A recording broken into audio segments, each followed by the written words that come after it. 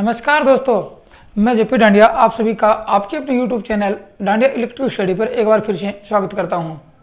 दोस्तों, आज की इस वीडियो में देखेंगे कि 3 फेज इंडक्शन मोटर को प्रचालित करने वाले स्टार्टर कौन कौन से होते हैं, और जैसे कि मोटर के आधार पर देखेंगे कि मोटर कितने प्रकार की थी, मोटर के रोटर के आधार पर देखेंगे कि मोटर के रोटर कितने प्रकार के थे, उसी प्रकार ये स्टार्टर भी उतने प्रकार के होंगे। जिस प्रकार आपने मोटर के प्रकार देखे थे उसी प्रकार इस स्टार्टर के प्रकार होंगे। कि इंडक्शन मोटर जो होती है अपने, एक तो होती है स्क्वायर केज इंडक्शन मोटर होती है, एक स्लिप रिंग इंडक्शन मोटर होती है। तो किस प्रकार उन इंडक्शन मोटर को प्रचालित करेंगे वो देखेंगे। और सबसे पहले ये जानना जो आवश्यक होता है कि स्टार्टर की आवश्यकता ही क्यों होती है।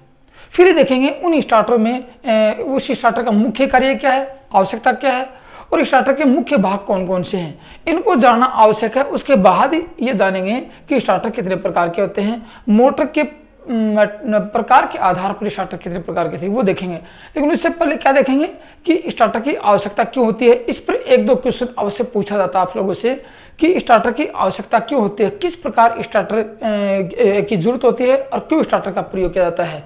फिर ये पूछेंगे कि स्टार्टर के मुख्य भाग कौन कौन से हैं। जैसे आपके सामने कॉन्टैक्टर आएंगे, पुश बटन स्विच आएंगे, एनवीसी आएगी, ओएलसी आएगी, ये सब आएंगे आपके सामने।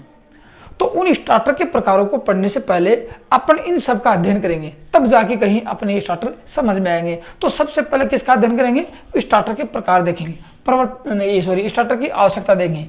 प्रवर्तक की आवश्यकता क्यों होती है, स्टार्टर को हिंदी में कहते हैं प्रवर्तक की आवश्यकता। क्यों ये आवश्यक होता है और इसको नहीं प्रयोग करेंगे तो क्या होगा, इसको नहीं प्रयोग करेंगे तो क्या होगा ये देखेंगे। नेसेसिटी ऑफ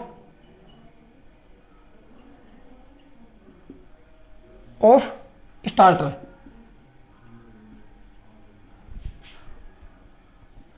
और दोस्तों ये देखो, अब तक मोटर का अध्ययन कर लिया, मोटर के प्रकार देख लिए, मोटर के प्रकार के रोटर देख लिए, मोटर की आवश्यकता देख ली, मोटर की रोटर की फ्रीक्वेंसी देख ली, टार्क देख लिया, गति देख ली, सब कुछ देखा आप लोगों ने। उसके बाद ये देखा गया है कि मोटर को चलाना आवश्यक है। अब चलाएंगे कैसे, वो आप लोगों ने, मैंने आपको 3 फेज इंडक्शन मोटर की बात कर रहे हैं तो कभी स्टार में चलाएंगे, कभी डेल्टा में चलाएंगे, कभी वोल्टेज कम देंगे, कभी ज़्यादा देंगे। तो उसके हिसाब से मोटर को प्रचालित करेंगे। प्रचालित करने के बाद आपके सामने समस्या क्या फेस होगी वो बताऊंगा, हानियां क्या होंगी वो बताऊंगा, इस स्टार्टर के प्रयोग क्या होंगे वो बताऊंगा, सब कुछ बताऊंगा आप लोगों को। लेकिन ये बताने से पहले आज इसका अध्ययन करें प्रवर्तक की आवश्यकता। अब देखो, आप लोगों ने देखा था कि एक तो गिलहरी पिंजरा प्रेरण मोटर है और एक स्लिप रिंग प्रेरण मोटर है। अब दोनों की मोटर के प्रकार देखे आप लोगों ने। गिलहरी पिंजरा प्रेरण मोटर को किसके आधार पर नाम रखा गया, रोटर के आधार पर। स्लिप रिंग मोटर का नाम किसके आधार पर रखा गया, रोटर के आधार पर। तो दोनों की दोनों मोटरें रोटर के आधार पर। इसका मतलब ये कह सकते हैं कि 3 फेज इंडक्शन मोटर रोटर के आधार पर ही होती है। ये देखा था आप लोगों ने। अब कैसे थी, आप लोगों ने देखा कि मोटर के कितने पार्ट थे, एक रोटर था, एक स्टेटर था। स्टेटर में 3 फेज वाइंडिंग थी। रोटर गिलहरी प्रकार का था या अपने स्लिप रिंग प्रकार या वाउंड प्रकार का रोटर था। तो उसके बारे में थोड़ी आपको चर्चा कर लेता हूं कि इसकी आवश्यकता क्यों होती है। अब देखिए बातें आती है, जैसे कि आप लोगों ने ये देखा था कि एक ये स्टार्टर बना देता हूं मैं, ये स्टार्टर बना लिया, मान लीजिए कि यहाँ पे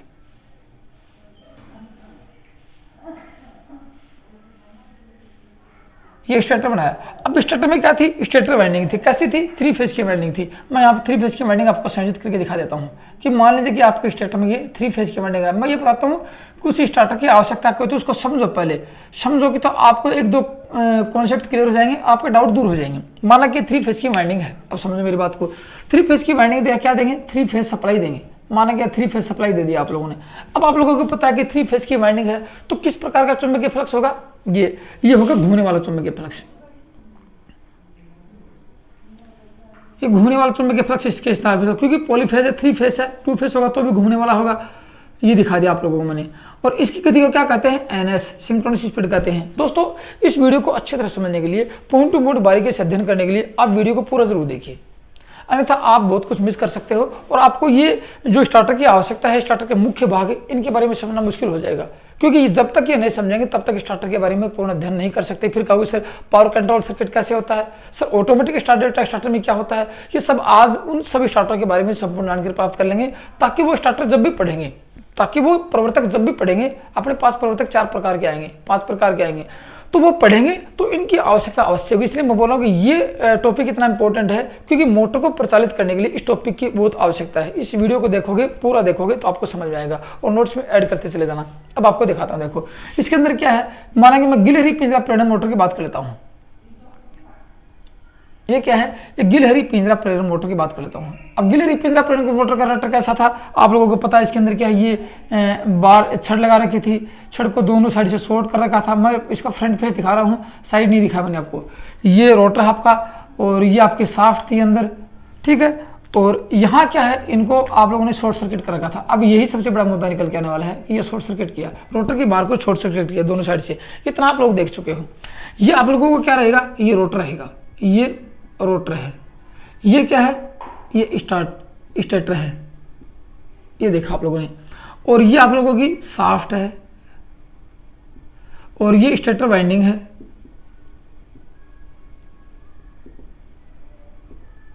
और ये क्या है, ये शॉर्ट सर्किटेड है, रोटर वाइंडिंग है।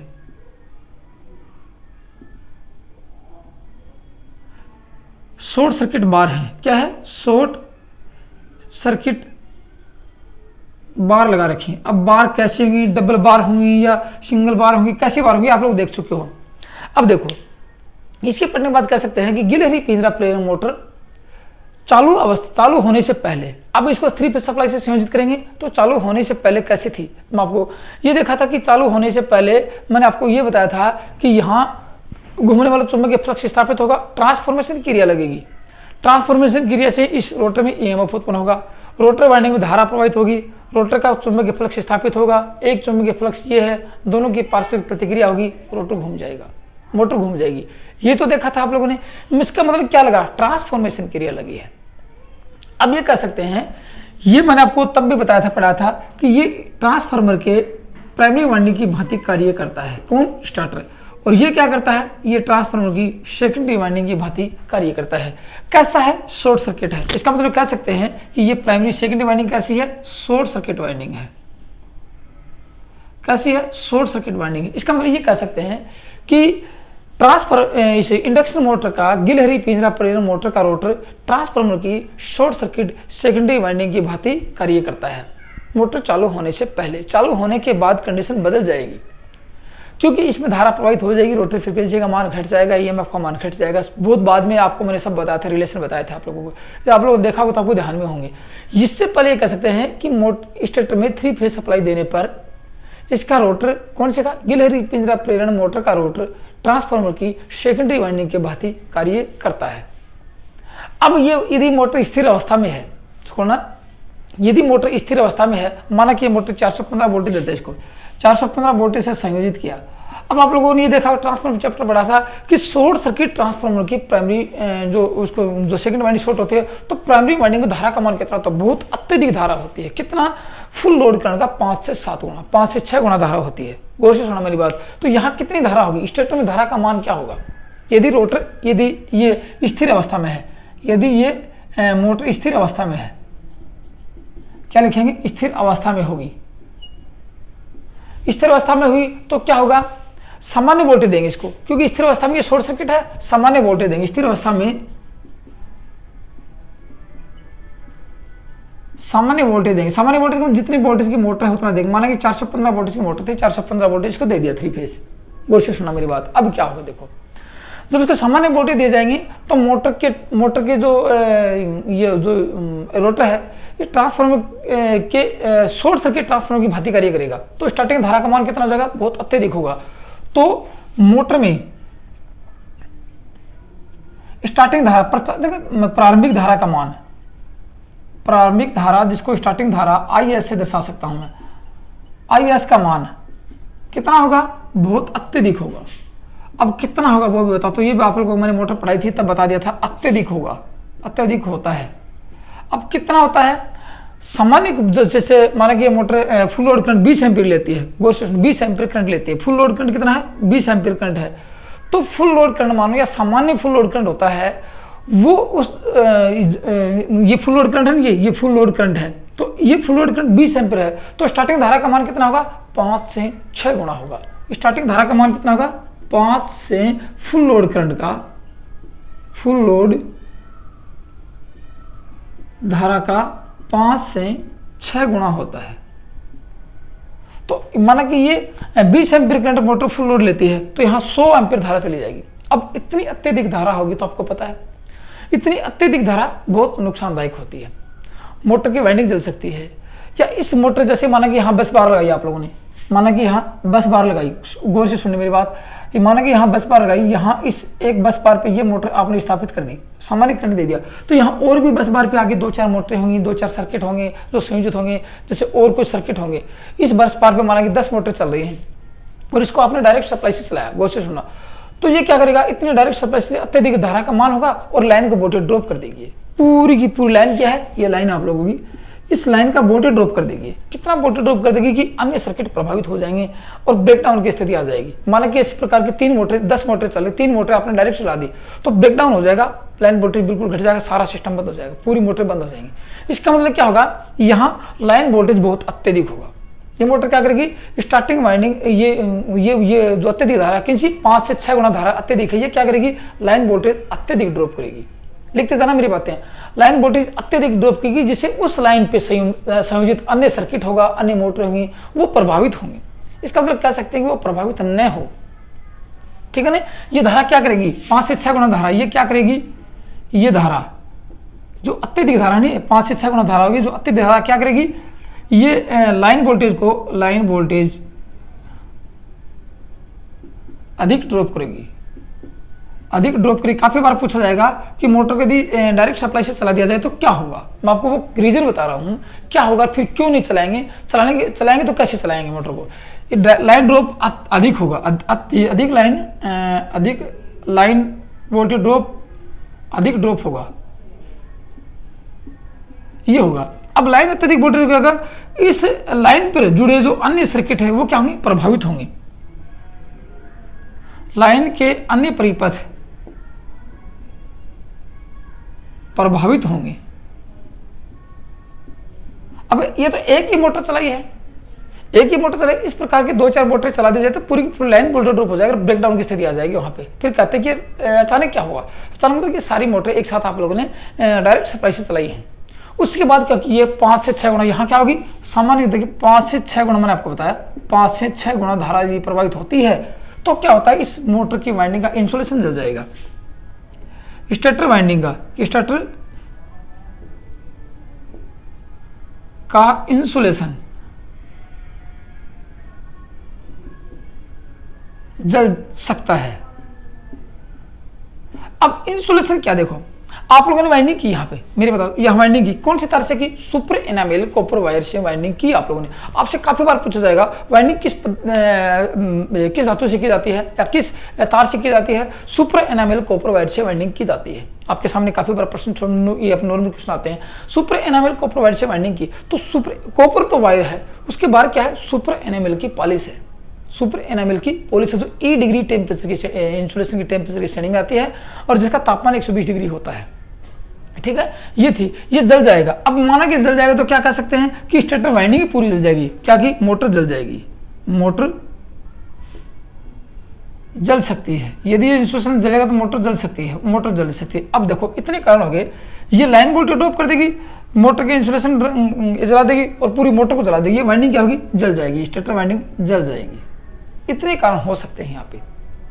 अब बात आ गई, यदि इतने कारण हैं या फिर वोल्टेज ड्रॉप किया है या लाइन को वोल्टेज ड्रॉप किया है या फिर मोटर की वाइंडिंग जल चुकी है तो किस प्रकार मोटर को चलाएंगे। इसलिए कह सकते हैं इस स्टार्टिंग धारा के मान को कम करने के लिए, कौन सी को, इस स्टार्टिंग धारा के 5 से 6 गुना स्टार्टिंग धारा जो अधिक है उसको कम करने के लिए इस मोटर को लाइन वोल्टेज कम दिया जाता है। जो अपने पास सुविधा नहीं होती है, स्टार्टर ही आपको कम ज्यादा करके देगा।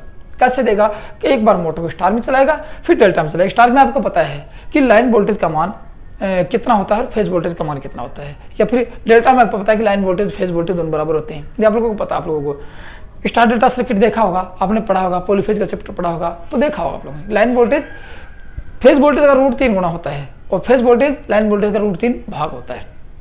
तो कह सकते हैं इस मोटर को चलाने के लिए या फिर स्टार्टिंग धारा के मान को कम करने के लिए, स्टार्टिंग धारा के उच्च मान से बचने के लिए या उच्च मान से सुरक्षा करने के लिए इंडक्शन मोटर को लाइन वोल्टेज का मान कम दिया जाता है। लाइन वोल्टेज का मान कम दिया जाता है। कितना कम देंगे, वो तो इसको √3 गुना कम दे देंगे। कितना, √3 गुना कम देंगे। मानेंगे लाइन वोल्टेज 415 है, इसको √3 गुना कम वोल्टेज देंगे। ये सारी व्यवस्था कौन करके देगा, स्टार्टर अपने को भी यही सुविधा करके देगा। ठीक है, तो क्या कर सकते हैं, अब स्टार्टर की आवश्यकता क्यों हुई। ठीक है, स्टार्टर की आवश्यकता क्यों हुई, आप लोग जान चुके हो कि लाइन वोल्टेज के मान को अपने मोटर को लाइन वोल्टेज कम देने के लिए या मोटर की स्टार्टिंग धारा के मान को कम करने के लिए दो बातें आ चुकी। अब तक की दो बातें ही मैं आपको वो नेसेसिटी बता रहा हूँ, वो आवश्यकता बता रहा हूँ कि क्यों इसकी आवश्यकता होती। मतलब कि अब ये कह सकते हैं कि क्यों आवश्यकता हुई कि लाइन वोल्टेज के मान को कम करने के लिए, तो फिर कह सकते हैं आवश्यकता क्यों हुई। अब आवश्यकता दिखाता हूँ। जो प्रश्न था, जो अपना मुख्य जो एक टॉपिक था कि इसकी आवश्यकता क्यों होती है, उसको देखो। आवश्यकता के तीन चार मुख्य कारण हो गए। इसकी आवश्यकता के कितने कारण हो गए, 3-4 मुख्य कारण हो गए। अब मुख्य कारण कौन कौन से, अब गौर से सुनना। एक तो स्टार्टिंग धारा के मान को कम करना। क्या करेंगे, स्टार्टिंग धारा के मान को कम करना, स्टार्टिंग करंट, स्टार्टिंग धारा के मान को कम करने के लिए एक तो ये आता है। सबसे प्रश्न में आपसे यही पूछा जाएगा, एग्जाम में प्रश्न में आता है कि स्टार्टर की आवश्यकता क्यों होती है। मोटर में स्टार्टिंग धारा के मान को कम करने के लिए स्टार्टर की आवश्यकता होती है। उसके बाद ये देखेंगे कि मोटर जब ओवरलोड हो जाती है, मोटर ओवरलोड हो सकती है। जैसे कि माना कि मोटर 10 HP की है और उस पर जो लोड चलता है उसको अधिक यदि ओवरलोड कर दिया जाए, या फिर लाइन वोल्टेज का मान कम हो जाए तो मोटर बार बार ट्रिप होगी। मोटर को वोल्टेज से कम बचने के लिए, लाइन वोल्टेज मोटर का एक फेज वाइंडिंग जल जाती है, उससे बचने के लिए तो कह सकते हैं कि मोटर में स्टार्टिंग धारा के मान को कम करने के लिए एक बात, मोटर को ओवरलोड अति भार से बचाने के लिए, अति भार, मोटर की अति भार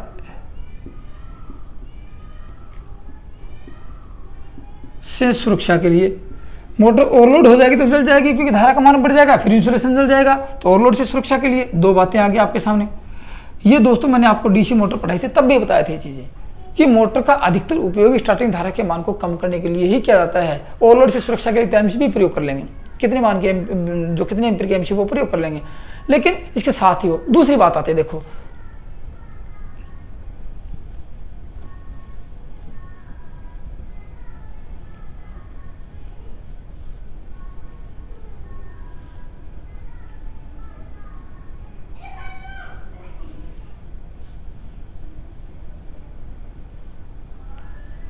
ठीक है, ये दो बातें आ गई। और एक आता है मोटर को ऑन ऑफ करने के लिए। एक पॉइंट ये आता है मोटर को ऑन ऑफ करने के लिए, ठीक है ना, ये तो इसमें सुविधा आ गई। एक आता है कभी जैसे मोटर सिंगल फेजिंग हो जाती है, कोशिश ना मोटर सिंगल फेजिंग होती है, एक फेज मोटर हो जाती है, मतलब एक फेज हट जाता है तो मोटर 2 फेज पे चलती है। 2 फेज में धारा का मान अत्यधिक हो जाता है, तो उससे सुरक्षा के लिए, ठीक है ना, ये 3-4 बातें उससे सुरक्षा। एक तो ये आ गया, एक ये आ गया, एक ये आ गया, मोटर को सिंगल फेजिंग से सुरक्षा के लिए 4 पॉइंट आपके सामने आते हैं कि मोटर को इन चारों पॉइंटों के लिए मोटर में स्टार्टर की आवश्यकता होती है। ये तो थी बात इनकी। अब देखेंगे कि स्टार्टर कितने प्रकार के होते हैं। जैसे आपको बताता हूँ, स्टार्टर आप लोगों ने मोटर वैसे देखा जाए तो 4 प्रकार की मोटर पड़ी थी। एक तो सिंगल केज मोटर पड़ी थी, एक डबल केज पड़ी थी, एक डीप बार केज पड़ी थी और एक स्लिपिंग मोटर पड़ी थी, याद होगा आप लोगों को। तो वैसे मुख्य रूप से मैंने आपको 2 ही पॉइंट बताए थे, एक गिलहरी पिंजरा प्रेरण मोटर बताई थी और दूसरी स्लिपिंग मोटर बताई थी। तो गिलहरी पिंजरा प्रेरण मोटर के लिए आपके सामने 3 प्रकार के स्टार्टर होंगे। एक तो होगा DOL स्टार्टर होगा, एक स्टार डेल्टा स्टार्टर होगा, ठीक है ना, और एक ऑटो ट्रांसफॉर्मर स्टार्टर होगा। ये गिलहरी पिंजरा प्रेरण मोटर के लिए 3 स्टार्टर होंगे। आप कहोगे सर 3 नहीं, सेमी ऑटोमेटिक भी आता है, ऑटोमेटिक भी आता है, ये सब क्या है, स्टार डेल्टा स्टार्टर की प्रारूप हम आपको पढ़ाऊँ तब बता दूंगा। तो 3 प्रकार के स्टार्टर हो गए, एक तो हो गया DOL स्टार्टर, एक हो गया स्टार डेल्टा स्टार्टर, एक ऑटो ट्रांसफॉर्मर स्टार्टर होता है। लेकिन इंडक्शन मोटर के लिए अलग से स्टार्टर प्रयोग किया जाता है। कौन सा, जिसको बोलते हैं रिहोस्टेट टाइप स्टार्टर बोलते हैं, या स्लिपिंग मोटर स्टार्टर बोलते हैं, ड्रम टाइप स्टार्टर बोल सकते हैं। ये जब पढ़ाई तब बताएंगे। तो 4 ही स्टार्टर हो गए आपके सामने। लेकिन ये देखेंगे कि उन स्टार्टरों में 4 प्रकार के पढ़ेंगे, 5 पढ़ेंगे, 6 पढ़ेंगे, कोई बात नहीं। उन स्टार्टर में मुख्य भाग कौन कौन से हैं जो मोटर को ये चारों सुविधाएं प्रदान करते हैं। जो मोटर को चारों सुविधाएं प्रदान करते हैं, ये कौन कौन से मुख्य भाग होते हैं। जैसे कि मोटर को प्रचालित करने के लिए प्रयोग करेंगे, ओवरलोड से सुरक्षा के लिए करेंगे, मोटर को ऑन ऑफ करेंगे, ये सारी चीज़ें, और फिर मोटर में स्टार्टिंग धारा के मान को कम करेंगे। ये सब के सब कहाँ आते हैं, ये आते हैं अपने स्टार्टर के अंदर जो मुख्य भाग होते हैं वही प्रयोग करते हैं। तो अब देखेंगे कि सभी प्रकार के स्टार्टर के मुख्य भाग कौन कौन से होते हैं जो इन सभी बातों को पूरा करते हैं। तो उसके स्टार्टर पढ़ने से पहले अब ये देखेंगे कि स्टार्टर के मुख्य भाग कौन कौन से होते हैं। आपको देखा था मेन पार्ट्स ऑफ स्टार्टर, अब क्या पढ़ेंगे, main parts of starter, starter के मुख्य भाग देखते हैं।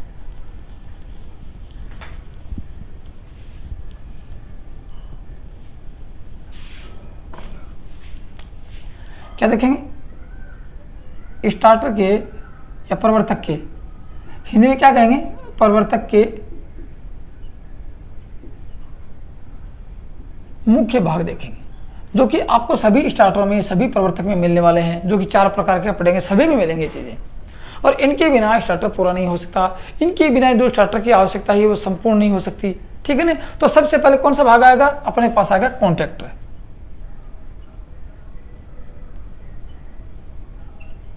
इसको कहेंगे संपर्कन,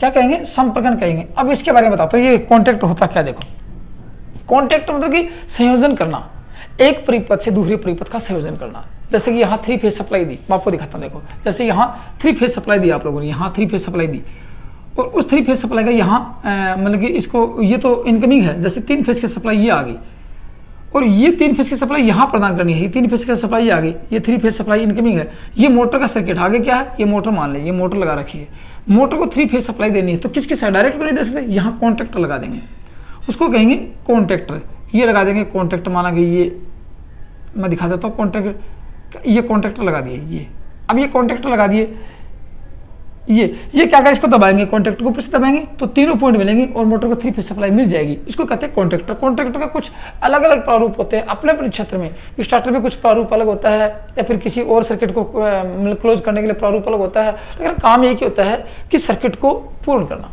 अब बात है कि कितने सर्किट, माना कि देखो यहाँ 3 सर्किट, कॉन्ट्रैक्टर कितने हो सकते हैं, एक से नहीं, एक बार में ये कॉन्ट्रैक्टर क्या करेंगे, स्टार्ट, वैसे देखा जाए स्टार्टर का मुख्य भाग यही होता है, कॉन्ट्रैक्टर स्टार्टर के मुख्य भाग मिलेंगे। आपको पूछा जाए स्टार्टर का मुख्य भाग कौन सा होता है, कॉन्ट्रैक्टर ही होते हैं, जो सर्किट को क्लोज करते हैं, जो सर्किट को पूरा करते हैं, और एक साथ कई सर्किट को पूरा कर देते हैं। क्या करेंगे, एक साथ कई सर्किट को पूरा कर देंगे, ये कॉन्ट्रैक्टर का मुख्य कार्य है, एक साथ कई परिपथ को, बहुत से परिपथ, असंख्य मतलब कि बहुत ज्यादा परिपथ को पूर्ण करते हैं, या क्लोज करते हैं, या क्लोज ऑन ऑफ करते हैं, या पूर्ण करते हैं, ऐसे कर लेते हैं, पूर्ण करने की क्षमता होती है इनमें, ठीक है ना, ये क्षमता होती है। एक जैसे 3 लगाए हैं, 4 लगा देंगे, 5 लगा देंगे, 6 लगा देंगे, 7, कितने भी सर्किट पूरे करवा सकते हो अपने अनुसार, लेकिन करेंगे एक साथ। क्या करेंगे, एक साथ पूर्ण करेंगे, ऐसा नहीं कि 3 सर्किट पहले पूर्ण कर दिए, 4 बाद में कर दिए, नहीं, फिर अलग अलग कॉन्ट्रैक्टर की आवश्यकता होती है। इसलिए कह सकते हैं कि कॉन्ट्रैक्टर एक साथ बहुत से सर्किट को पूरा कर सकते हैं। अब पूछा जाएगी कॉन्ट्रैक्टर किसके बने होते हैं, ये कॉन्ट्रैक्टर किसके होते हैं, ये कॉन्ट्रैक्टर आपको पूछा जाएगी, ये पीतल के होते हैं या कर्षित कठोर तांबा, गौर से सुनना, या कर्षित कठोर तांबा। अब पीतल, ब्रास, अंग्रेजी में क्या कहेंगे, ब्रास से बने होते हैं, या फिर हार्ड ड्रॉन कॉपर से, किसके, हार्ड ड्रॉन कॉपर के बने होते हैं। पूछा जाएगा कॉन्ट्रैक्टर लगभग पीतल के बने होते हैं, वैसे हार्ड ड्रॉन कॉपर से भी बने जाते हैं। तो ये होता है कि कॉन्ट्रैक्टर किसके बने होते हैं, हार्ड ड्रॉन कॉपर या पीतल के होते हैं। अब एक साथ कई सर्किट को ऑन ऑफ करेंगे, और स्टार्टर का मुख्य भाग होता है। अब देखेंगे कितनी बार, एक प्रति घंटे की, मतलब ये कितनी बार, 1 घंटे में 50 से 60 बार सर्किट को, मतलब नॉर्मल फ्रीक्वेंसी पर 50 से 60 फ्रीक्वेंसी में, नॉर्मल फ्रीक्वेंसी पर प्रति घंटे में, मतलब कि 50 से 60 बार ऑन ऑफ कर सकते हैं, ठीक है ना, कितने में, प्रति घंटे की दर से 50 से 60 आवृत्ति, या 50 से 60 बार, एक बार 50 से 60 बार प्रति घंटे की रफ्तार से, 1 घंटे में 50 से 60 बार सर्किट को ऑन ऑफ कर सकते हैं। इनमें क्षमता होती है, बाकी किसी में क्षमता नहीं होती थी, इसलिए कॉन्ट्रैक्टर होते हैं। अब देखो आपको कहोगे सर कैसे पूरा करेंगे, अरे भाई कैसे पूरा करेंगे, यहाँ जो आते हैं, यहाँ एक चुंबकीय कुंडली लगा देते हैं, देखो यहाँ क्या लगाएंगे, चुंबकीय कुंडली लगा देंगे, चुंबकीय कुंडली को एनालाइज करेंगे, इसको खींचेगी, खींचते ही सर्किट पूरे हो जाएंगे। तो क्या होगा, कॉन्ट्रैक्टर में क्या होगा, ये चुंबकीय कुंडली इसमें प्रयोग की जाती है, कॉन्ट्रैक्टर है, प्रत्येक कॉन्ट्रैक्टर में चुंबकीय कुंडली होगी, याद रखना, प्रत्येक कॉन्ट्रैक्टर में क्या होगी, चुंबकीय कुंडली होगी, जिसको विद्युत सप्लाई से संयोजित करेंगे, और वो एनालाइज्ड होगी, और ये प्लंजर होगा यहाँ, इसको, ये प्लंजर को खींचेगी, सर्किट को पूरा कर देगी। इस प्रकार से प्रत्येक कॉन्ट्रैक्टर, बहुत से कॉन्ट्रैक्टर होते हैं जो सर्किट को पूरा करने की क्षमता रखते हैं। इसलिए कह सकते हैं कि ये कॉन्ट्रैक्टर एक साथ कई परिपथों को ऑन ऑफ कर सकते हैं। लेकिन सप्लाई चले जाने के बाद, सप्लाई असफल होने, माना कि यहाँ से आपने ये सीरीज जोड़ रखी है, सप्लाई की सीरीज में सप्लाई आई, ठीक है ना, और यहाँ ऑन ऑफ कर दिया, इसको चालू कर दिया, ये सप्लाई चली जाती है तो कॉन्टैक्टर स्प्रिंग से ऊपर चले जाते हैं। फिर दोबारा यदि ऑपरेट नहीं करेंगे तो ये दोबारा अपने आप चालू नहीं होगा, अपने आप स्वतः ही ऑन ऑफ नहीं कर सकता। इसलिए कह सकते हैं विद्युत आपूर्ति असफल हो जाने के बाद, लिख लेना मेरी बातें, विद्युत आपूर्ति असफल हो जाने के बाद या ऑफ हो जाने के बाद ये स्वतः ही बंद हो जाते हैं, स्वतः ही ऑफ हो जाते हैं। दोबारा जब तक प्रचालित नहीं किया जाएगा, जब तक ये भार को ऑफ ही रखेंगे, तब तक ये भार को ऑफ ही रखेंगे, जब तक इसको दोबारा चालू नहीं किया जाएगा। ऐसा नहीं कि सप्लाई आते ही दोबारा चले जाएंगे, दोबारा चालू हो जाएंगे, नहीं, एक बार ऑफ हो जाने के बाद दोबारा प्रचालित करेंगे तो ही ये काम करेंगे। अब किस प्रकार काम कर सकते हैं, देखो यहाँ क्या है, मैग्नेटिक कॉइल है, तो ये हाथ से भी प्रचालित कर सकते हैं, याद रखना, ये हाथ से भी प्रचालित कर सकते हैं, एक बात आती है। दूसरी बात आ सकती है, ये विद्युत वायु रिले से प्रचालित कर सकते हैं, फिर ये मैग्नेटिक रूप से प्रचालित कर सकते हैं, फिर थर्मल रूप से प्रचालित कर सकते हैं। लिख लेना, ये यहाँ देखो मैग्नेटिक रूप से प्रचालित कर रखा है, वायु विद्युत रूप से प्रचालित कर सकते हैं, हाथ से मतलब यांत्रिक रूप से प्रचालित कर सकते हैं इनको। ये 3-4 प्रचालित करने की व्यवस्था होती है।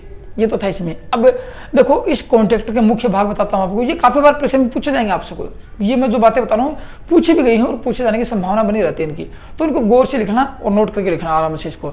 देखो इस कॉन्टैक्टर के मुख्य भाग देखो कितने मुख्य भाग होते हैं, इसके 2 मुख्य भाग मिलेंगे आपको, एक मिलेगा आर्मेचर,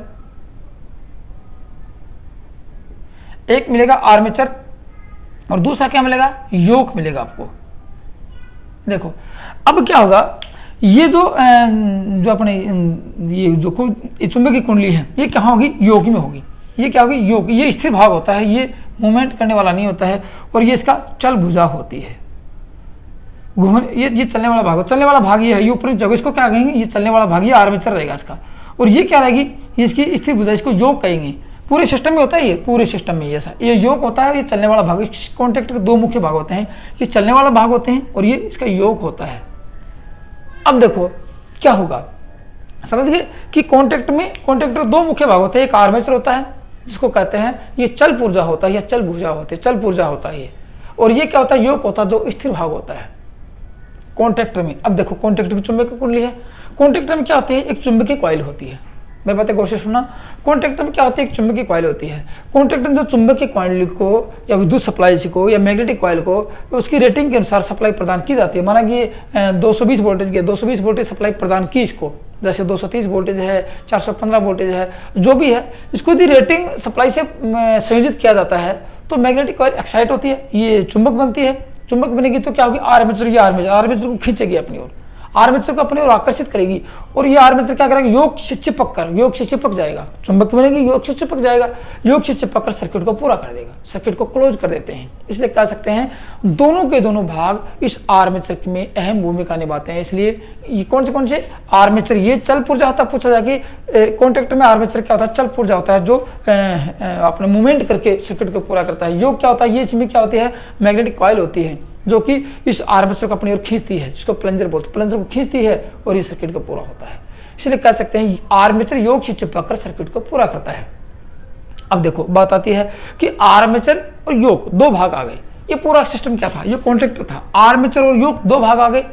अब दोनों के दोनों भाग की बात करें, दोनों के दोनों भाग जो युक्ति होती है इसको क्या कहते हैं, क्लच कहते हैं। इसको दोनों युक्तियों को मिला दिया जाए, इसको दोनों युक्तियों को एक साथ मिला दिया जाए तो क्या कहेंगे, क्लच कहते हैं इसको। ये क्लच हो गया। अब क्लच में क्या होते हैं, जो आर्मेचर भी होता है और योक भी होता है, दोनों सिस्टम सर्किट को ऑन ऑफ करते हैं। तो इसलिए योक और आर्मेचर से प्रचालित होने वाली युक्ति, योक और आर्मेचर से प्रचालित होने वाली युक्ति ये क्या कहलाती है, क्लच कहलाती है।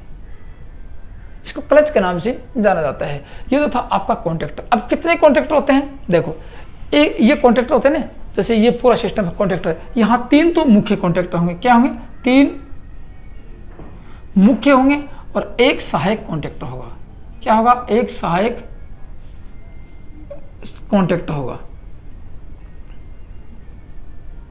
और 3 मुख्य होंगे। तो कितने को कुल मिला के टोटल कॉन्टैक्टर की संख्या कितनी होगी, 1 में 4 होती है। यहाँ पूछा जाए अपने यदि इस सर्किट में पूरा करेंगे, किसमें, इस स्टार्टर में जो सर्किट जो कॉन्टैक्टर लगाएंगे वहाँ कितने होंगे, 3 मुख्य होंगे, 1 4 टोटल मिला के कितने होंगे, 3 + 1 4 कॉन्टैक्टर होते हैं। कॉन्टैक्टर की संख्या कितनी होती है? 4 कॉन्टैक्टर होते हैं। काफ़ी बार पूछा जाएगा कि एक स्टार्टर में कितने कॉन्टैक्टर में एक की संख्या कितनी होती है? 4 कॉन्टैक्टर। 3 मुख्य रहेंगी जो सप्लाई को सीधे सप्लाई से संयोजित करेंगे और वो उसका यूज़ नहीं होता। वो सिर्फ क्या है कि सर्किट को पूरा इस क्लच को पूरा करने के लिए, इस कुंडली को सप्लाई देने के लिए उसका प्रयोग किया जाता है, न कि इस सर्किट को पूरा करने के लिए करते हैं। इसका मतलब कि सर्किट को कंप्लीट करने के लिए, सर्किट को क्लोज करने के लिए इस सहायक कॉन्टैक्टर का प्रयोग नहीं होता है और यहाँ इनका सर्किट को कंप्लीट कर इनका ही प्रयोग होता है अपने स्टार्टर की बात की जाए तो।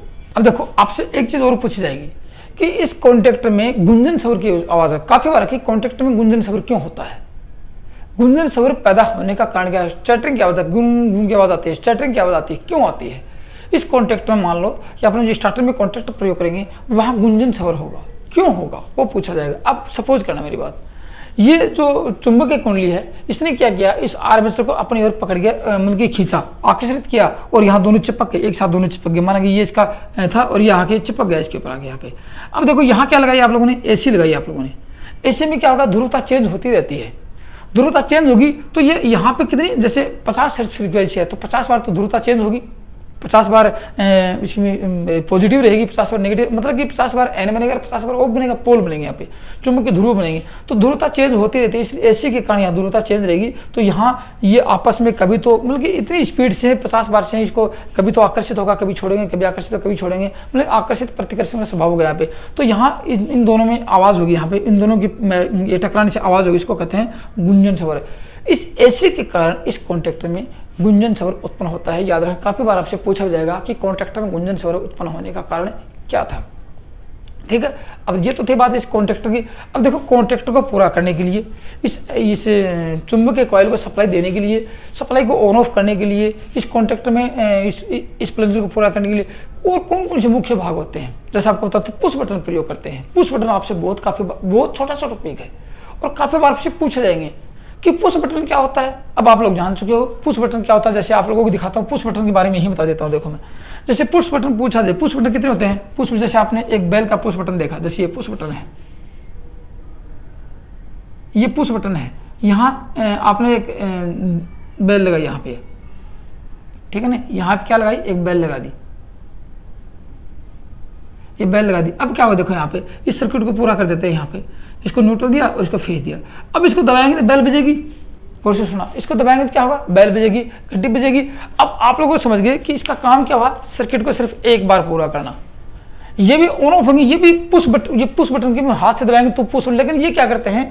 ये वो पुश होते हैं, ये पुश कॉन्टैक्टर होते हैं। ये भी पुश बटन के भांति कार्य करते हैं, दबेंगे पुश कॉन्टैक्टर भांति कार्य करते, लेकिन ये एक बार सर्किट को पूरा कर देते हैं तो पूरा ही करके रखते हैं जब तक सप्लाई चालू रहती है तब तक। लेकिन यहाँ क्या करते हैं? सिर्फ एक बार ही सप्लाई को चालू करते हैं। अब कैसे? देखो पुश बटन देखा जाए तो आपको मैं बताता हूँ कि पुश बटन क्या होता है? सर्किट को सिर्फ ऑन ऑफ करने के लिए प्रयोग करते हैं। यहाँ आपके सामने पुश बटन का प्रयोग पूछा जाएगा। पुश बटन क्या होता है? पुश बटन, क्योंकि अपने इस स्टार्टर में पुश बटन का प्रयोग अवश्य होगा, सभी में होगा। स्टार्टर में पुश बटन का काम क्या रहेगा? ये परिपथ को ऑन ऑफ करने के काम आते हैं। परिपथ को ऑन व ऑफ करते हैं, बस यही काम आते हैं और कोई काम नहीं इनका। बाकी न तो सर्किट को चालू रख सकते, न सर्किट को ऑफ रख सकते, ठीक है ना। ये होते हैं क्योंकि अलग अलग प्रकार के प्रयोग होते हैं। अब देखो कितने प्रकार के होते हैं, आपसे पूछा जाएगा कि पुश बटन कितने प्रकार के होते हैं? 2 प्रकार के होते हैं, एक एनओ होता है, एक एनसी होता है। काफी बार पूछा जाएगा और पूछने की संभावना बनेगी कि एनओ एनसी क्या है, एनओ क्या है, एनसी क्या है। एनओ होता है नॉर्मली ओपन, ये क्या होगा? नॉर्मली ओपन रहेगा, नॉर्मली ओपन रहेगा। ये क्या रहेगा? नॉर्मली ओपन रहेगा। और ये नॉर्मली क्लोज रहेगा, ये नॉर्मली क्लोज रहेगा। 2 पुश बटन मिलेंगे आपको, कहाँ पे? इस कॉन्टैक्टर में पूरा करने, इसको सप्लाई देंगे, यहाँ इसमें जो सहायक कॉन्टैक्टर लगाएंगे उसको सप्लाई देंगे। तो किस प्रकार के होंगे? 2 पुश बटन होंगे, ऑन, एनओ और NC, normally open, normally close. अब होते कैसे हैं उसका सिंबल दिखाता हूँ आप लोग को। देखो बहुत ईजी है, हार्ड कुछ नहीं है, बस आप लोग तो बेफालतू में और टेंशन लेके बैठ जाते कि सर हार्ड हो गया, ये हो गया। यहाँ दिखा देता हूँ, देखो आपको मैं।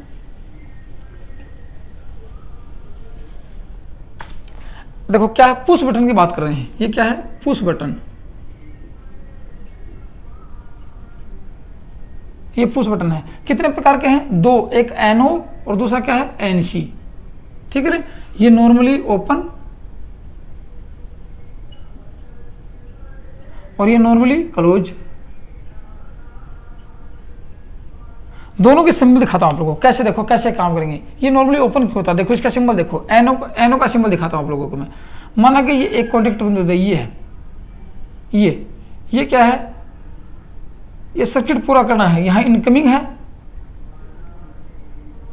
ठीक है ना, यहां इनकमिंग सप्लाई है, यहां आउटगोइंग सप्लाई है, और यहाँ इनकमिंग, यहाँ से सप्लाई दे देनी है। तो क्या करेंगे, इसको दबाएंगे तो ये क्या होगा, नॉर्मली ओपन। देखो नॉर्मल रूप से ओपन है, सर्किट को ओपन कर रखा है इसने, नॉर्मल रूप से सर्किट को ओपन कर रखा है। अब इसको दबाया एक बार आप लोगों ने, दबाया तो सर्किट यहाँ पे आ गई, ये पत्ती रूट के सर्किट पूरा हो जाएगा। ये दबे नीचे देंगे, सर्किट पूरा हो जाएगा। तो क्या होगा, सर्किट को एक बार पूरा किया इसने, जब छोड़ेंगे तो वापस चले जाएगा। तो सर्किट को सिर्फ ऑन किया इसने। नॉर्मली ओपन क्या करता है, सर्किट को ऑन करता है। वैसे ये केवल परिपथ को ऑन करता है, या ऑन करने के लिए प्रयोग करते हैं, ऑफ नहीं। ऑफ तो ऑलरेडी है, ये ऑफ तो ऑलरेडी है। ये नॉर्मल अवस्था में क्या होता है, ये लिख लो इसके बाद, ये नॉर्मल अवस्था में ओपन होता है, नॉर्मल अवस्था में ओपन होता है। और फिर दबाने के बाद, पुश करने के बाद सर्किट को ऑन करता है, सर्किट को क्लोज करता है, ठीक है ना। सर्किट को क्या करता है, क्लोज करता है। तो दो कंडीशन आ गई। नॉर्मल अवस्था में कौन सा, एनो पुश बटन नॉर्मल अवस्था में ओपन होता है, पुश करने के बाद सर्किट को क्लोज करता है या सर्किट को ऑन करता है। एनसी की बात की जाए, देखो एनसी क्या होता है। यदि एनसी की बात की जाए, एनसी का मैं सिंबल दिखाता हूं आप लोगों को। एनसी का सिंबल कैसा होता है, देखो ये एनसी का सिंबल है। ये पुश करेंगे, यहां से ये पुश करेंगे। अब देखो नॉर्मल अवस्था में कैसा है, सर्किट यहां से यहां पूरा करवाना है, ये इन है और ये आउट है, यहां से सप्लाई आगे देनी है। तो सर्किट नॉर्मल अवस्था में कैसा है, ये सर्किट को क्लोज कर रखा है इसने। ये नॉर्मल अवस्था में क्लोज होता है, कैसा होता है, क्लोज होता है। और ये नॉर्मल अवस्था में क्या था, ओपन था।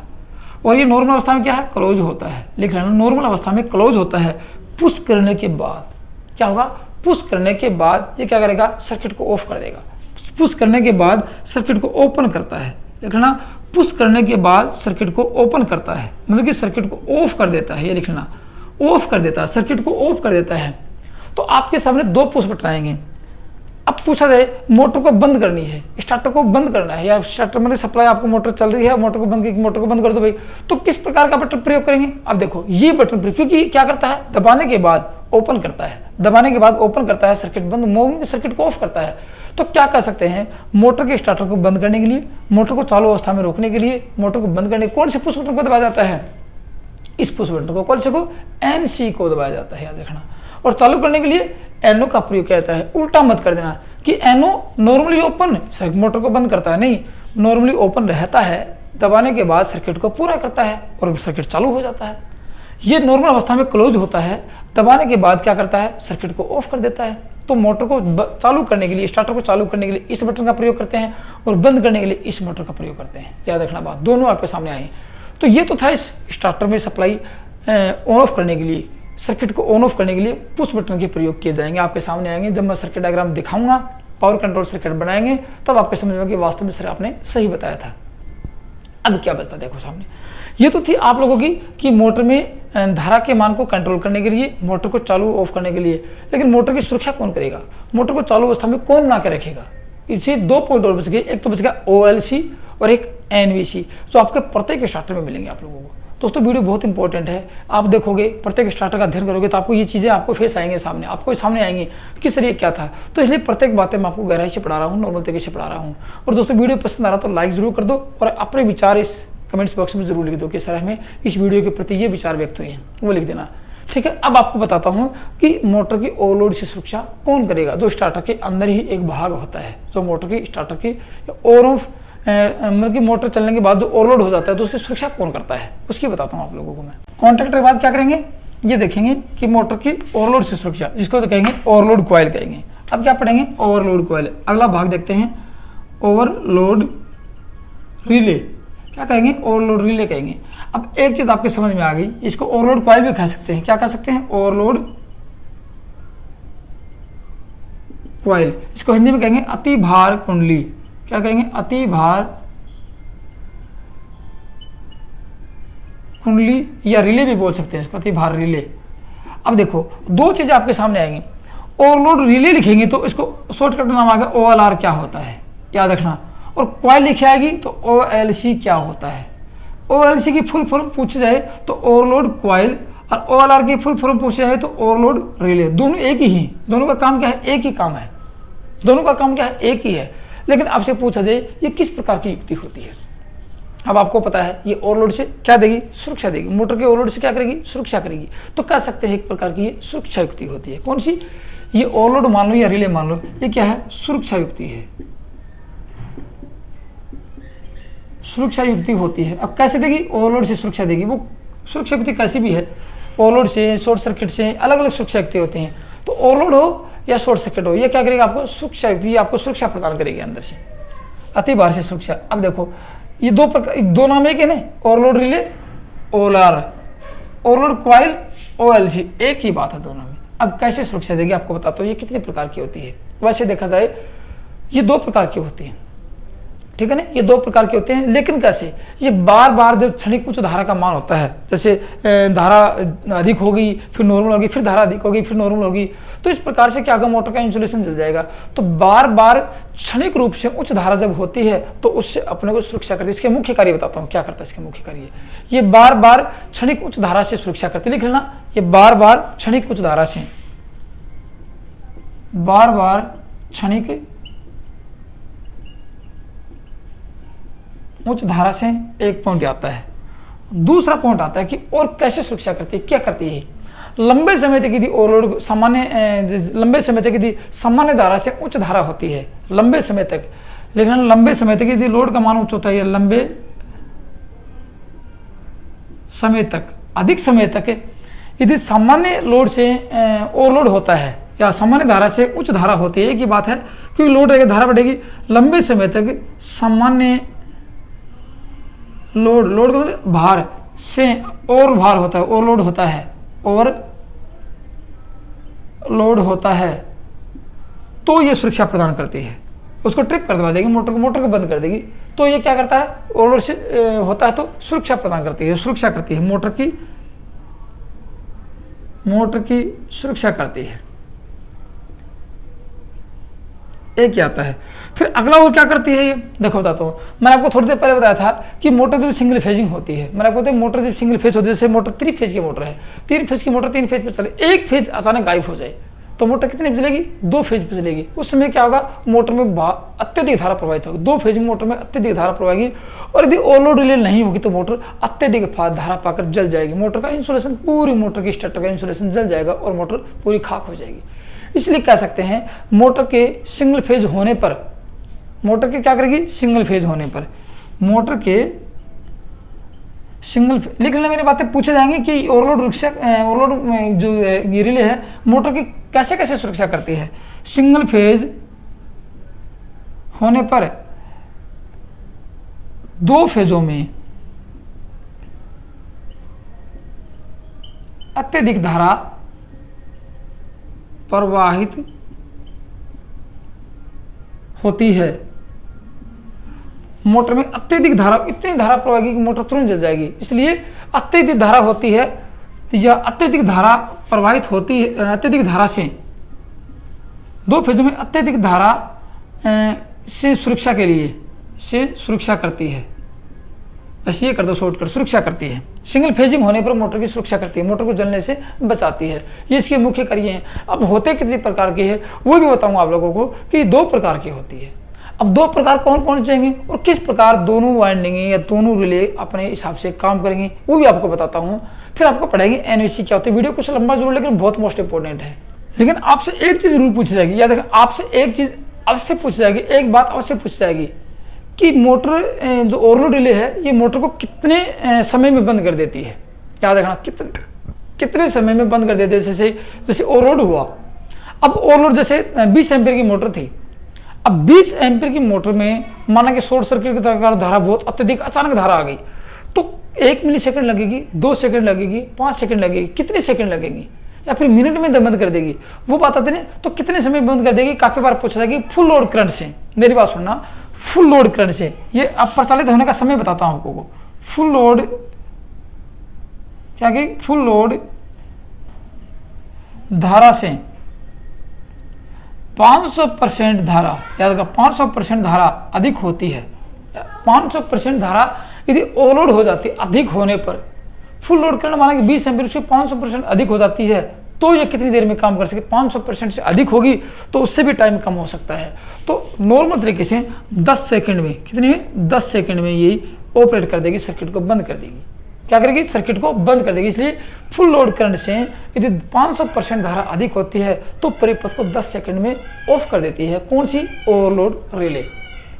अब 500% नहीं होगी तो क्या होगा, देखो यदि फुल लोड करंट से 150%, 150% अधिक होता है, फुल लोड करंट से 150% अधिक होता है, अधिक धारा होती है तो कितनी देर में काम कर सकती है। इसलिए तो कह सकते हैं ये 4 मिनट में, 4 मिनट तक का समय, 4 मिनट से पहले भी कर सकती है, लेकिन मैक्सिमम कितना होगा, ये 10 सेकंड मैक्सिमम है और ये 4 मिनट मैक्सिमम है। 4 मिनट में ही सर्किट को बंद कर देगी, ये उसकी विशेषताएं हैं। तो याद रखना 150 से 500% तक, 150 से 500% तक 10 सेकंड में ही करिएगा। 10 सेकंड से पहले ही 1 सेकंड में लग सकती है, 2 सेकंड हो सकती है, 3 सेकंड हो सकती है, लेकिन सेकंडों में कार्य कर जाती है। और यदि इसका 150% तो 4 मिनट में, 4 मिनट में 1 मिनट भी हो सकती है, आधा मिनट भी हो सकती है, कुछ भी हो सकती है, लेकिन 4 मिनट तक ये उसको सहन कर सकती है। 4 मिनट बाद तक कार्य कर सकती है, कितनी, 150% से। और 500% से अधिक चली जाती है तो क्या होता है, ये मिली सेकंडों में काम कर जाती है। लेकिन मिली सेकंडों में कौन सी करेगी, अब आपको बताता हूँ कि कौन सी अधिक रूप से प्रचालित होती है, उसकी बताता हूँ। लेकिन एक पूछ जाएगी, ओवरलोड रिले सर्किट में कहाँ संयोजित की जाती है, कहाँ संयोजित करेंगे, इसको श्रेणी क्रम में, इसको परिपथ के, लिख लेना, परिपथ के श्रेणी क्रम में संयोजित की जाती है। सबसे पहले संयोजित करेंगे, याद रखना। इसकी सेटिंग भी बताऊंगा, कितनी सेटिंग करनी चाहिए इसकी, ठीक है ना। तो कहाँ संयोजित करेंगे, सर्किट के श्रेणी क्रम में सबसे पहले संयोजित करेंगे ओवरलोड को, जो ये अपने काम करती है। बाकी आपको बता दिया। अब कहते हैं ओवरलोड रिले या OLR या OLC कितने प्रकार के होते हैं, ये 2 प्रकार के होते हैं। कितने प्रकार के रहेंगे, ये 2 प्रकार के रहेंगी। अब लिख लेते हैं इसके बारे में, ये तो इसकी विशेषता मैंने आपको बताई है। ये क्या रहेंगी, 2 प्रकार की रहेंगी, दोनों की बात सुन लो। एक तो रहेगी चुंबकीय, क्या रहेगी, चुंबकीय OLR, क्या रहेगी, चुंबकीय OLR या चुंबकीय अतिभार रिले, ठीक है। दूसरी रहेगी थर्मल OLR, इसको बायोमेट्रिक भी बोल सकते हैं। आपके सामने मैं लिखाऊंगा तब बता दूंगा, पढ़ाऊंगा तब। 2 रहेंगी, एक तो चुंबकीय OLR रहेगी, एक थर्मल, या मैं लिख देता हूं बायोमेट्रिक OLR, 2 प्रकार की रहेंगी। अब कैसे कैसे काम करेंगे वो बताता हूँ, देखो आपको मैं इनके बारे में लिख लेना कि चुंबकीय OLR, जैसे मैंने आपको थोड़ी देर की कॉन्ट्रैक्टर में क्या होती है, एक चुंबकीय कॉइल होती है जो कि उस आर्मेचर को, उस प्लंजर को अपनी ओर आकर्षित करती है और काम करती है। इसलिए कह सकते हैं ये चुंबकीय सिद्धांत पर कार्य करती है। कौन सी, ये चुंबकीय आकर्षण व प्रतिकर्षण के सिद्धांत पर कार्य करती है। ये चुंबकीय सिद्धांत क्या है, आकर्षण व प्रतिकर्षण दोनों है, चुंबकीय सिद्धांत पर कार्य करती है। और चुंबक में क्या तो आकर्षण होगा या प्रतिकर्षण होगा, दोनों के अलग अलग क्षेत्र में इसको कभी प्रतिकर्षण के रूप में भी काम करेगी, कभी आकर्षण के रूप में भी काम करेगी। ये लगभग देखा जाए तो आकर्षण के रूप में ही कार्य करती है, ठीक है ना। इसको भी कहाँ लगाएंगे, परिपथ के श्रेणी क्रम में लगाएंगे। अब आपको पता, जैसे कि कोई ये, जैसे आपको बता दिखाऊं कि ये कोई चुंबक, ये OLR लगा दिया आप लोगों ने, यहाँ इसके ऊपर वाइंडिंग कर दी, गौर से सुना मेरी बात, और इसको सप्लाई दे दिया आप लोगों ने, इसको सप्लाई दे दिया आप लोगों ने, सिंगल फेज सप्लाई, और यहाँ को प्लंजर है, इसको खींचना है। नॉर्मल तरीके से ये चुंबक बनेगी तब तक नहीं माना कि यहाँ इसकी दूरी मतलब 5 mm दूरी है, 5 mm तक नॉर्मल तरीके से ये इसको सप्लाई इसको मिलती रहेगी, कार्य नहीं किया।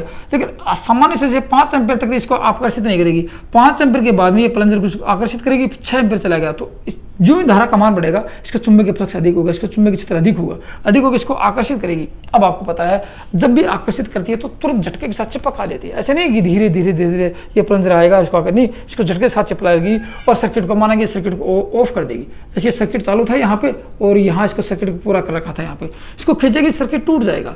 इसको ये नीचे खींचेगी, इसके साथ नीचे खींचेगी, ये क्या होगा, सर्किट टूट जाएगा यहाँ से, ऐसे सर्किट टूट जाएगी, उसको आकर्षित कर लेगी। तो कह सकते हैं इसमें क्या होती है, एक चुंबकीय कॉइल होती है, इसमें क्या होगी, एक चुंबकीय कॉइल होगी जो मोटर की संपूर्ण धारा, अब देखो चुंबकीय कॉइल जरूर है इसके अंदर। अब इसको कहाँ लगाया था आप लोगों ने, इसको श्रेणी क्रम में लगाया था, याद रखना, चुंबकीय कॉइल को श्रेणी क्रम में।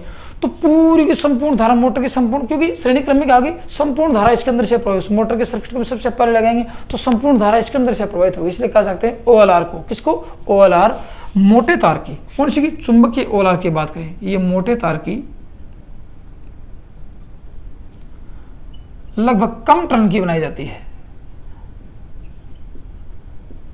ये क्या होते हैं, एक प्रकार की चुंबकीय कॉइल होती है, चुंबकीय कुंडली होती है, मैग्नेटिक कॉइल होती है, एक प्रकार की चुंबकीय कुंडली होती है जो मोटे तार की कम टर्न की। क्यों, क्योंकि मोटर की संपूर्ण धारा कौन वहन करेगा, सबसे पहले यही वहन करेगी। इसको कहते हैं मोटर के श्रेणी क्रम में लगाएंगे तो मोटे तार की कम टर्न के बनाएंगे, जो कि सबसे अधिक धारा यही सहन करेगी, इसलिए मोटे तार की कम टर्न की बनाई जाती है। अब देखो इसकी बात आती है कि ये जो मेटलिक, जो मैंने आपको लिखा थर्मल रिले की अपेक्षा बहुत जल्दी बहुत शीघ्र प्रचालित होती है, क्योंकि चुंबक की तरह आकर्षित कर लेती है इसको। इसलिए कह सकते हैं कि दोनों OLR में, कौन कौन से में, इसमें और इसमें सबसे अधिक शीघ्र प्रचालित कौन सी होती है, ये, इसलिए ये सबसे विश्वसनीय मानी जाती है।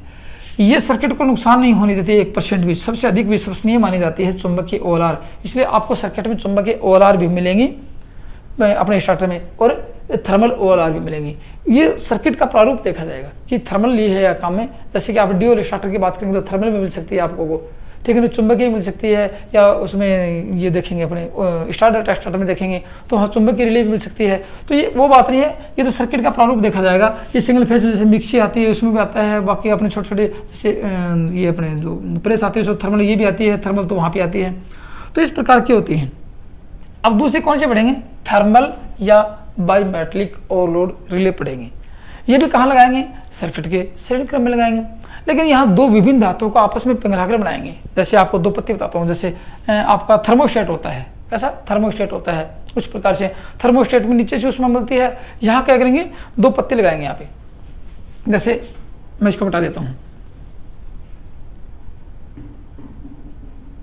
जैसे प्रेस में क्या होता है, ऐसे होता है, देखो यहाँ प्रेस में क्या होता है, ऐसे होता है, सर्किट यहाँ से चालू होता है, ठीक है ना, सर्किट यहाँ से चालू होता है और इस प्रकार ये सर्किट यहाँ से ये ऐसे होता है। यहाँ सप्लाई आएगी और यहाँ फिर इस हीटिंग एलिमेंट में जाएगी।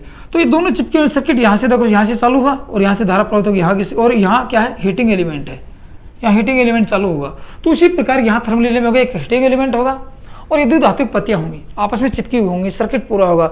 जो हीटिंग एलिमेंट उष्मा अधिक चलेगी, जब सामान्य से अधिक उष्मा चलेगी तो हीटिंग एलिमेंट गर्म होगा, हीटिंग एलिमेंट गर्म से दो धातुक पत्तियां गर्म होंगी और फैलेंगी तो सर्किट क्या होगा, टूट जाएगा। और ये किसके सर्किट को तोड़ेंगी, याद करना, ये OLR किसके सर्किट को तोड़ते हैं, ये NVC के सर्किट को तोड़ेंगे, NVC को ऑफ कर देंगे, जिससे क्या होगा, NVC स्टार्टर को छोड़ देगी और NVC बंद हो जाएगी। किसको तोड़ेंगे, NVC के सर्किट को तोड़ेंगे।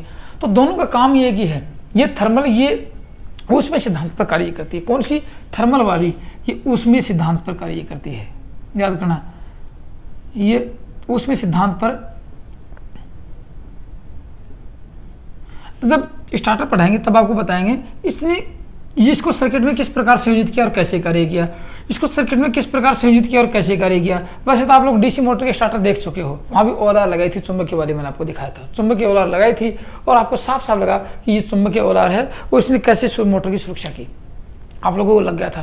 लेकिन याद रखना, ये चुंबकीय सिद्धांत पर कार्य करेगी और इसके साथ एक हीटिंग एलिमेंट होगा जो ऊष्मा उत्पन्न करके देगा और ये पत्तियां गर्म होंगी और एक काम करेंगी, सर्किट को तोड़ेंगे। किसके सर्किट को, NVC के सर्किट को तोड़ेंगे। NVC कहाँ संयोजित होते हैं आपको दिखाऊंगा, NVC के सर्किट को किस प्रकार NVC को डीमैग्नेटाइज कर देती है। तो ये तो थी आपकी उस स्टार्टर का मुख्य भाग। सबसे पहले कॉन्टेक्टर आया, फिर पुश बटन आया, फिर OLR आई। अब क्या पढ़ेंगे, NVC और पढ़ेंगे, बस उसके बाद भी स्टार्टर के मुख्य भागों का वर्गीकरण कंप्लीट हो जाएगा। हाँ, एक चीज़ और आ गई कि इस रिले की सेटिंग कैसे करेंगे, सेटिंग कितने % पर रखेंगे, आपसे ये भी काफ़ी बार प्रश्न पूछा जाएगा कि ओवरलोड जो रिले आती है, जो एक सुरक्षा युक्ति होती है ओवरलोड, ये क्या है, सुरक्षा युक्ति आपको पहले लिखा है, सुरक्षा युक्ति है। ये क्या करेंगी, ये मोटर की सुरक्षा करेगी ओवरलोड से। लेकिन ये मोटर में किस प्रकार इसका चयन करते हैं, तो मोटर में कौन सी OLR कहाँ लगाएंगे, तो मोटर की क्षमता देखी जाएगी, मोटर का प्रकार देखा जाएगा और मोटर का कार्य। मोटर की क्षमता लिख लेना, मोटर की क्षमता, मोटर के प्रकार और मोटर के कार्य के आधार पर इसका चयन किया जाता है। ठीक है ना। इसका निर्धारण किया जाता है कि कौन सी लगे। जैसे मोटर 220 की 415 वोल्टेज की कैसे लगा सकते हैं, मोटर यदि मतलब 5 वोल्टेज की है या 24 वोल्टेज की है तो 100 वोल्टेज की कैसे लगाएंगे। तो मोटर की प्रकार देखे जाएंगे, कम क्षमता की मोटर है 3 फेज की या सिंगल फेज की है, वहाँ सिंगल फेज 3 फेज की मोटर की क्षमता देखी जाएगी। या मोटर की क्षमता में 50 एम्पीयर की है तो 20 एम्पीयर की कैसे लगा सकते हैं। मोटर की क्षमता, मोटर के प्रकार और मोटर की कार्य के आधार पर इस OLC का चयन किया जाता है। लेकिन रिले की सेटिंग कैसे करेंगे, फुल लोड करंट से 80% पर इसको सेट किया जाता है। फुल लोड करंट माना कि जैसे फुल लोड करंट कितना है, जिसका इसका फुल लोड करंट 20 एम्पीयर है तो 80% धारा प्रवाहित होते, फुल लोड की 80% धारा प्रवाहित होगी तो ये मोटर को ट्रिप करवा देगी। इसलिए कह सकते हैं OLR की सेटिंग और लोड रिले की सेटिंग फुल लोड के 80% पर सेट की जाती है। 80% पर यदि कॉइल होल्ड नहीं होती है, 80% पर ये कॉइल माना कि ये काम नहीं करेगी और बार बार मोटर को ट्रिप कर देती है तो 80% से 85% कर सकते हैं, 85% से अधिक कर सकते हैं। क्योंकि बार बार ट्रिप जब तक कॉइल होल्ड नहीं होती है, जब तक कॉइल कार्य नहीं करती है तब तक 80 से 85% ले जा सकते हैं। इसलिए कह सकते हैं नॉर्मल अवस्था में 80 या 85% पर इसको सेट किया जाता है। उसके बाद यदि मोटर बार बार ट्रिप होती है तो अन्य कारण देखेंगे। यदि कारण सब कुछ सही है तो 80-85% से कुछ अधिक कर सकते हैं। जब तक कॉइल होल्ड हो जाती है तब तक करते हैं। एक चीज़ और आती है, छोटी सी NVC आती है। आपके सामने NVC के काफ़ी बार प्रश्न पूछे जाएंगे कि NVC की फुल फॉर्म क्या है। यहाँ क्या लिखेंगे, NVC लिख देते हैं यहाँ पे। NVC की full form no volt coil, इसको हिंदी में कहेंगे शून्य भार